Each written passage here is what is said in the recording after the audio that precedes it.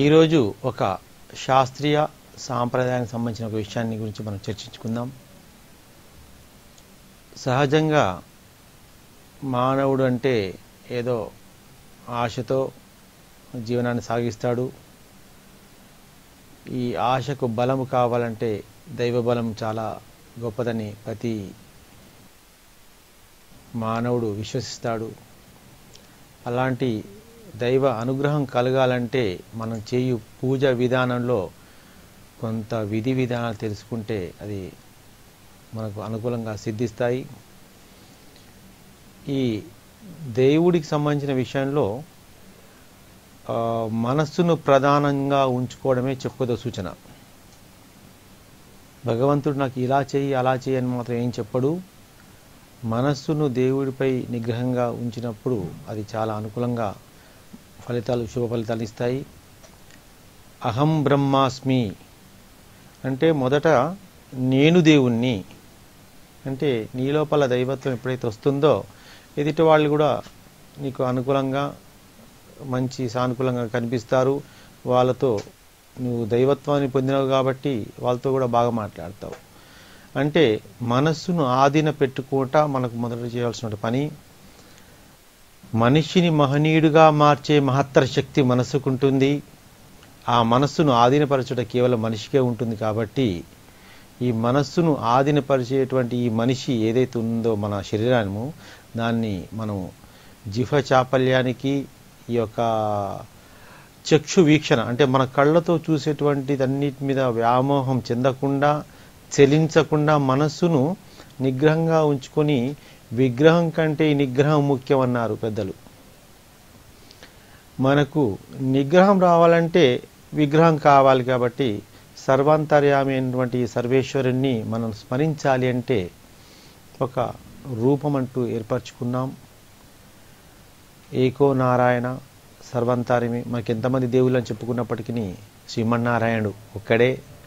ఆయనే వివిధ రూపాల్లో కనిపిస్తున్నాడు. సరే, ఎవరికి ఏది నచ్చిన విధానంలో అయినా ఆ విధంగానే స్వామివారు అనుగ్రహిస్తారు.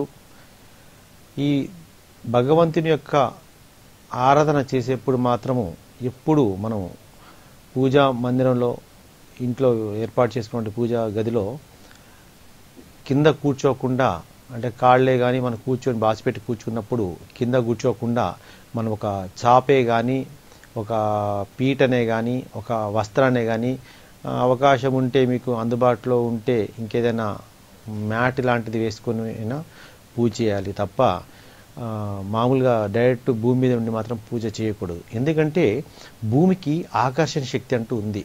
మనకు మనిషి యొక్క మనస్తత్వం ఏమిటి? అది కొంతమంది పెద్దలు ఏమి పోల్చారు? కోతితో స్వభావంగా పోల్చారు. కోరికలు అనేది విపరీతంగా ఉంటాయి. కోరికలు ఉండడం సహజమే, కానీ అది హద్దు మీరితే మాత్రం కష్టంగా అవుతుంది. మనకున్న కోరికల్ని కొంచెం సాధ్యమైనంత వరకు అవి అదుపులో పెట్టుకొని భగవంతుని స్మరించుకోవాలి. ఆ కోరికలు ఏవైతుందో ఆ భగవంతుని చేరాలంటే కింద ఒక ఆసనం ఏర్పాటు చేసుకోవాలి. అంటే అది చాపే పీటే కానీ అది ఏర్పాటు చేసుకుంటే మన యొక్క ఆకర్షణ శక్తి మన లోపల ఉన్న మనస్సులో ఉన్నటువంటి ఏర్పట్టుకున్నటువంటి విషయాలు అవి భూమి ఆకర్షించకుండా మనకు భగవంతుని యొక్క పాదపద్మాల ముందు మనం విన్నవించుకునే వాళ్ళం అవుతాం. ఇంకా పూజా విధానం లోపల తప్పకుండా పూజా మందిరం లోపల ఒక రాగి గ్లాసే కానీ రాగి కాల్షియంలో కానీ తప్పకుండా రోజు శుద్ధి జలాన్ని అందులో పోసి అందులో కాస్త చిటికెడు పసుపు కుంకుమే కానీ అక్షతలే కానీ ఒక పుష్పాన్ని వేసి పెట్టాలి. ఆ మరుసటి రోజుకు ఆ నీరు మార్చి మళ్ళీ కొత్తగా మళ్ళీ నీరు పోసి పెట్టాలి. అంటే నీరు అనేది తప్పకుండా పూజా మందిరంలో తప్పకుండా ఉండాలి. ఇది గమనించండి. ఇక దీపానికి సంబంధించిన విషయంలో చాలామంది తెలియక రెండొత్తులు లేదా ఒక ఒత్తి అట్లా వేస్తుంటారు. అది హారతులకు సబమేమో కానీ దీపారాధనకు దైవ దీపారాధన మాత్రం అనుకూలం కాదు. కంపల్సరీ 3 ఒత్తులతో 3 దీపాలు పెట్టి దీపారాధన గావించాలి. దీపానికి వాడేటువంటి చమురు అంటే ఆవు నెయ్యి అయితేనేమి కొబ్బరి నూనె అయితేనేమి ఈ యొక్క నువ్వుల నూనె కానీ ఇది ఉపయోగించాలి. అంతకు మించి వేరే నూనెలు మాత్రం వాడకూడదు. ఎందుకంటే చాలామంది తెలియక పొరపాటు ఇంట్లోకి వంట తెచ్చుకున్న నూనె లేదా ఫామ్ ఆయిల్ ఇట్లాంటివి వాడుతుంటారు. వంట నూనెలు, వేరుశెనగ నూనెలు, అలాంటి నూనెలు దీపారాధనకు మాత్రం ఎంత మాత్రం ఉపయోగించకూడదు. కేవలం దీపారాధన వల్ల మనకు ఒక సైంటిఫిక్గా మనకు ఒక ఉపయోగం ఉంది. మన శరీరం లోపల సూక్ష్మ కణాలు చాలా ఉంటాయి. ఈ దీపంలో ఉండేటువంటి నూనె ఆ వత్తి ద్వారా కాలుతూ ఒక రకమైనటువంటి వాసన మనకు వస్తుంది. ఆ వాసన ద్వారా శరీరంలో ఉన్న సప్తధాతులు ఒక రకమైన యాక్టివేట్ కాబడతాయి.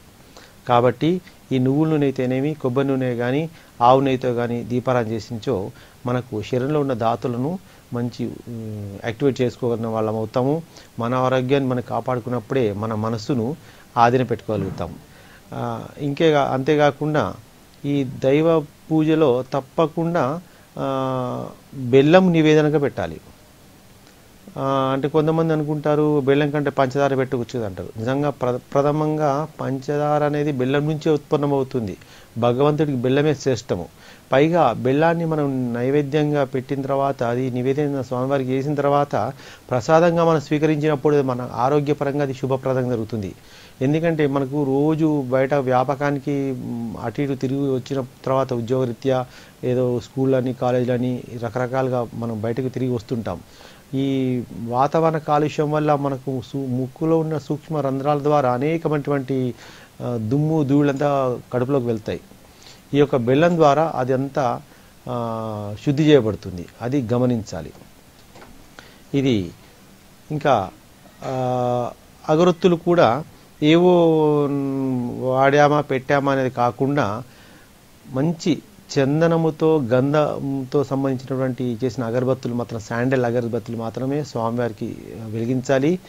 ఒక్క అగరబత్తి వెలిగించకుండా 2 కానీ 3 కానీ అగరబత్తులు వెలిగించాలి. ఇక పూజా సామానికి సంబంధించినలో గంట, దీపము ఏవే కానీ, దీపం కుందీలు కానీ భూమిపై పెట్టకూడదు. దాని కింద ఒక ప్లేటే కానీ, ఒక బియ్యం కానీ పోసి, లేదా ఆకు, అరటాకు, తమలపాకు అట్లాంటివి వేసి అది స్వామివారికి పూజకు ఉపయోగించుకోవాలి. విగ్రహాలు ఎప్పుడైనా మనం శుద్ధి చేయాలనుకున్నప్పుడు మాత్రం యంత్రాలు విగ్రహాలు పెట్టుకున్న స్వామివారి విగ్రహాలు, అమ్మవారి విగ్రహాలు ఏమైనా ఉంటే 6 ఇంచుల కంటే కిందగా ఉన్నట్టు తీసుకోవాలి తప్ప 6 ఇంచులకు పైబడి ఉన్న విగ్రహాలు ఇంట్లో ఉండకూడదు. అది గమనించాలి.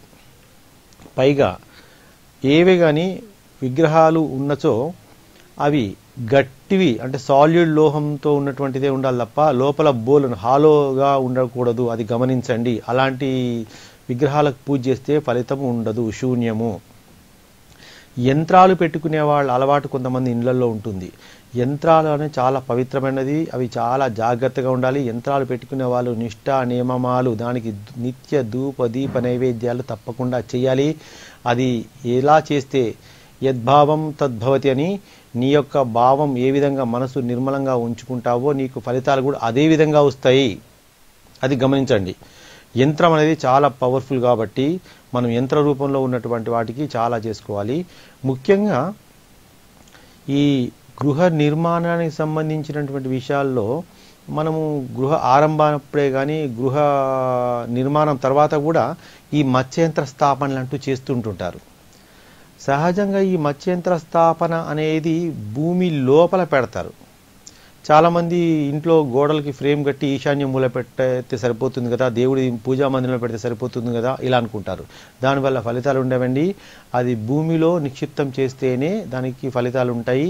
పైగా ఆ మత్స్యంత్రం అనేది ఎటు చూసినా అది కరెక్ట్గా కనిపిస్తుంది, కానీ దాన్ని పెట్టే ఒక దిశానిర్దేశం అంటుంటుంది. అనుభవజ్ఞులైన పండితుల ద్వారా తెలుసుకొని మీరు అది పెట్టాలి.